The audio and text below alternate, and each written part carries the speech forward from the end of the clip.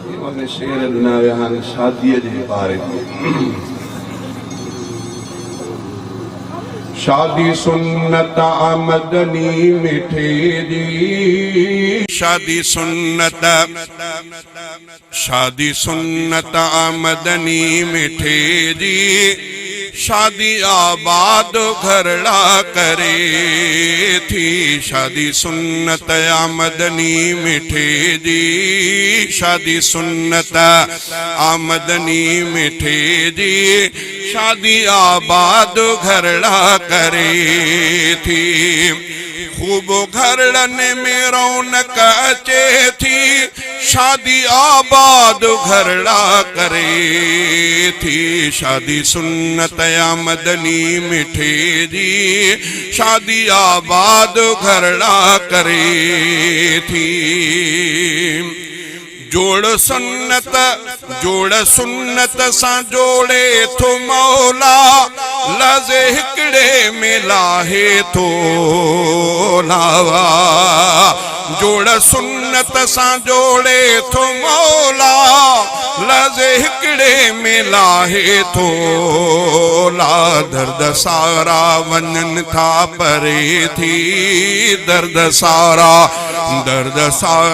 वञन था परे थी। शादी आबाद घरड़ा करे थी।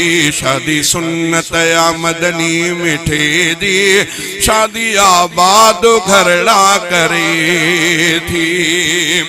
ढाल शादी गुनाहन खां आहे, शादी ॾोहन खां पई थी बचाए। ढाल शादी गुनाहन खां आहे, शादी ॾोहन खां पई थी बचाए। तुंहिंजी दुनिया में सुख सां सरे थी, शादी आबाद घरड़ा करे थी। शादी सुन्नत आमदनी मिठे दी, शादी आबाद घरड़ा करे थी। खूब घरड़न में रौनक अचे थी, शादी आबाद घरड़ा करे थी। शादी सुन्नत आमदनी मिठे दी, शादी आबाद घरड़ा करे थी। घोट भागन भरिया जी बिथन था, तिनजा बाबो अमा खुश थियन था। घोट भागन भरिया जी बिथन था, तिनजा बाबो अमा खुश थियन था। मुर्कतिन जे चपन ते बरे थी, मुर्कतिन जे चपन ते बरे थी। शादी आबाद घरड़ा करे थी। शादी सुन्नत आमदनी मिठे दी, शादी आबाद घरड़ा करे थी।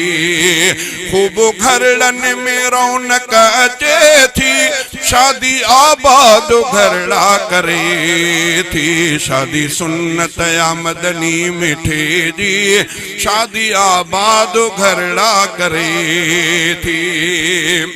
पोए जोड़ीअ मां गंज थी पवन था, तिनखे शहजादा बचड़ा जमन था।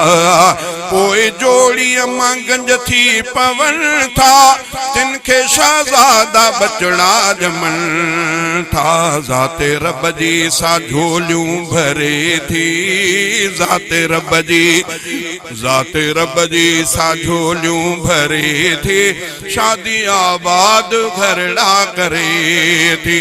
खूब घरड़न में रौनक अचे थी, शादी आबाद घरड़ा करे थी। शादी सुन्नत